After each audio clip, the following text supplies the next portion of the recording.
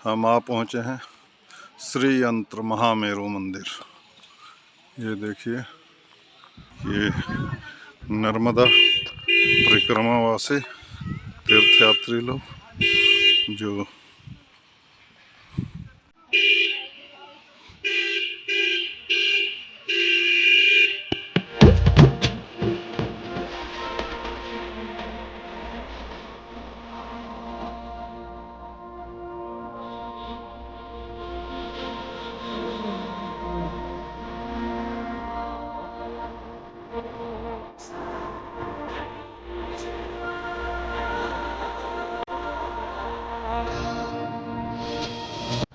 नर्मदे सारे कष्टों को हर, इसलिए नर्मदे हर।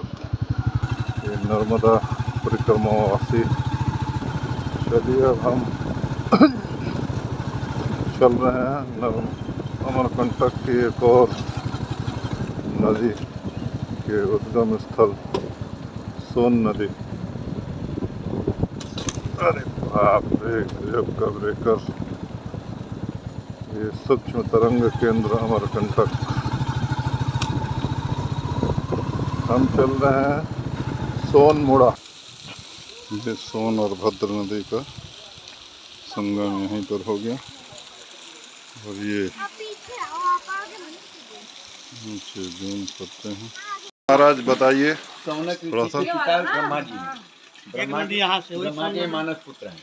जी जी। इन्होंने माता सोनाक्षी का तपस्या किया हुआ है। जी जी जी। इनके तपबल योग से ये नदी का उद्गम हुआ है। जी जी। वहाँ से भद्र जी हैं। भद्र और सोन मिलके वहाँ जो है संगम होता है, तो सोनभद्र यहीं पे ये सोनभद्र का संगम हो जाता है। संगम हो जाता है। जी जी। ऊपर में सिद्धपीठ सोनाक्षी देवी हैं। जी जी जी। इनका नर्मदा के साथ संबंध बनना था, किसी कारणवश संबंध नहीं बन पाया। जी जी। एक पुराण का यही कथा है। जी जी, धन्यवाद की भी बैठ जाइए। जी, धन्यवाद।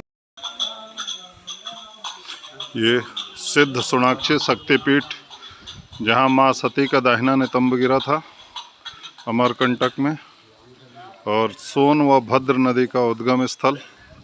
जैसा कि आपने सुना, महात्मा जी ने बताया, सोन जी का उद्गम स्थल और ये भद्र जी का उद्गम स्थल, और दोनों का यहीं पास में संगम हो गया। ये नर्मदा परिक्रमावासी तीर्थयात्री अपनी यात्रा पे आते हुए, और ये सोनमुड़ा का प्राकृतिक दृश्य, बहुत ही खूबसूरत विहंगम दृश्य, बहुत ही सुंदर नज़ारा। और ये एक शक्तिपीठ, भारत के 51 शक्तिपीठों में से एक श्री सिद्ध सोनाक्षी शक्तिपीठ, जहाँ माँ सती का दाहिना नितंब गिरा था। ये इसी तरह ये आगे बढ़ते बढ़ते काफ़ी विकराल रूप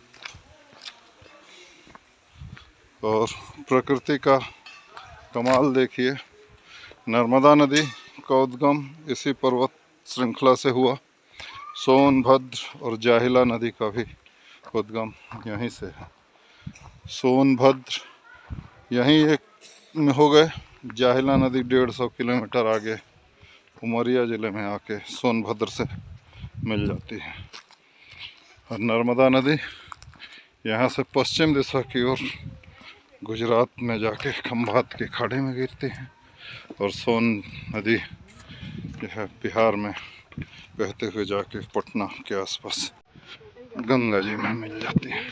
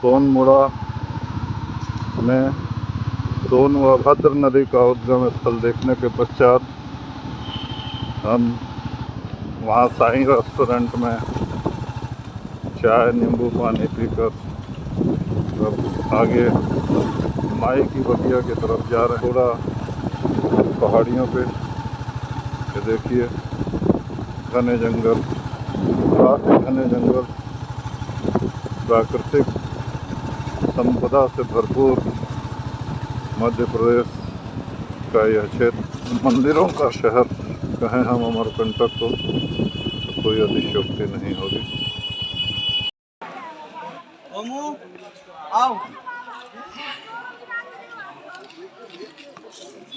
नमामि देवी नर्मदे। जूता चप्पल यहाँ उतारें। फोटो खींचना अंदर से मना है भैया, इसलिए हम बाहर से ही वीडियो बना के आपको दिखा पाएंगे। ये है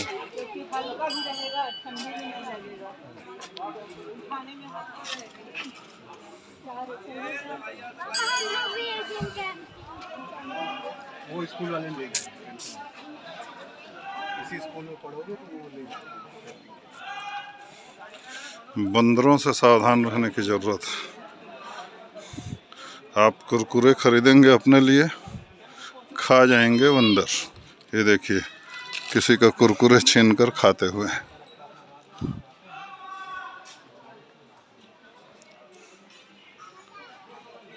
ये गुल बकावली यहाँ भी काफ़ी कम हो गई हैं। नर्मदा जी की सहेली हैं ये, काफ़ी हरा भरा। माई की बगिया। जी बताइए क्या क्या दवाई है और उसका क्या क्या फायदा है, बताइए। ये है ब्रह्मी मेमोरी के लिए रहता है। जैसे बच्चे पढ़ने लिखने में याददाश्त कम है, भूल जाते हैं, उनको दिमाग के लिए दिया जाता है। माई लोगों को, भाईचारे को कहा है, जैसे भजन कीर्तन के लिए है, बाबा लोगों के लिए है। बच्चे पढ़ने लिखने में याददाश्त कम हो जाता है, भूल जाते हैं। बच्चे पढ़ते रहते हैं, मध्य प्रदेश की राजधानी भोपाल, भोपाल और दिल्ली ले खाते हैं। ये मेमोरी के लिए रहता है, याददाश्त अच्छी रहती है, उन्माद हो जाती है, कपड़े का ख्याल नहीं, कुछ है याददाश्त बढ़ाने के लिए है, कुल मिला के बच्चों के लिए। स्मरण शक्ति के लिए, देखिए स्मरण शक्ति बढ़ाने के लिए है ब्राह्मी वटी।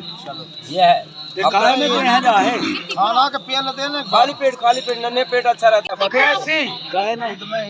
एक गोली सुबह शाम नींद के ऊपर से दूध पी ले।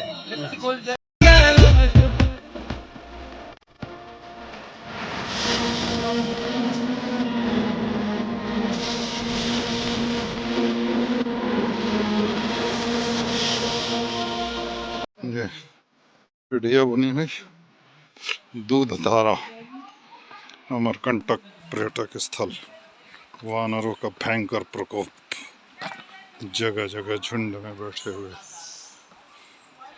ये बस हमें अब यहाँ जाना है, इसके बाद फिर वापस भी आना है। नीचे उतरने में ये जंगल, ये ट्रैकिंग पॉइंट कपिलधारा के पास अमरकंटक में, शाम के लगभग 6 बजे। वीडियो क्वालिटी थोड़ा ख़राब होगी क्योंकि मैं चल रहा हूँ, चलने के साथ साथ दौड़ भी रहा हूँ। क्या है भैया नीचे? यही है सर, दूध धारा, नींबू पानी और चाय वाले भैया लोग भी अपनी दुकान समेटते हुए। शाम होने के कारण दक्षिण मुखी हनुमान मंदिर, दूध धारा मार्ग।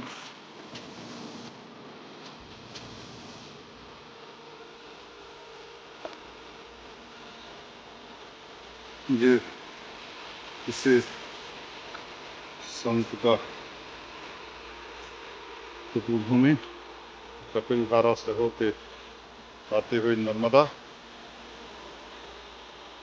ये नर्मदा नदी अंधेरे के कारण कम विजिबिलिटी है।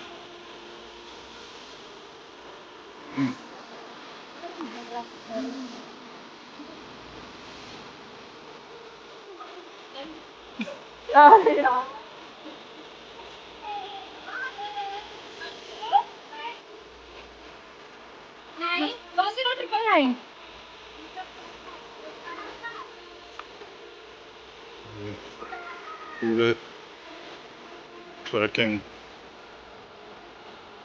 पथ को शूट करने का प्रयास करते हैं, कपिल धारा से दूध धारा तक।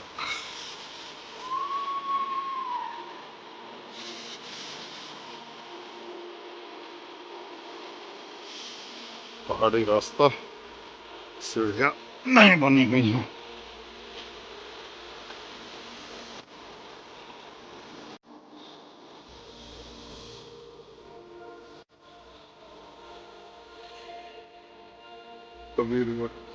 कबीर चबूतरा,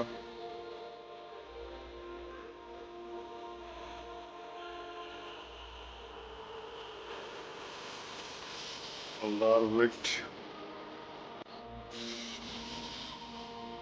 बहुत ही सुंदर। ये हम लोग अभी आ गए हैं अमरकंटक के कबीर चबूतरा। संत कबीर दास जी ने जहाँ कभी कई साल तक तपस्या की थी, ये उनका तपोस्थली।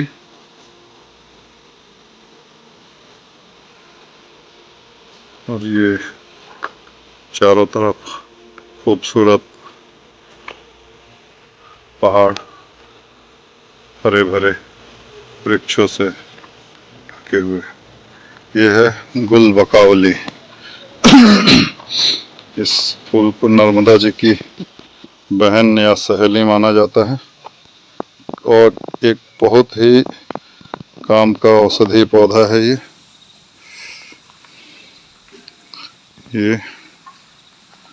चारों ओर की खूबसूरती। ये कबीर वट, कबीर चबूतरा।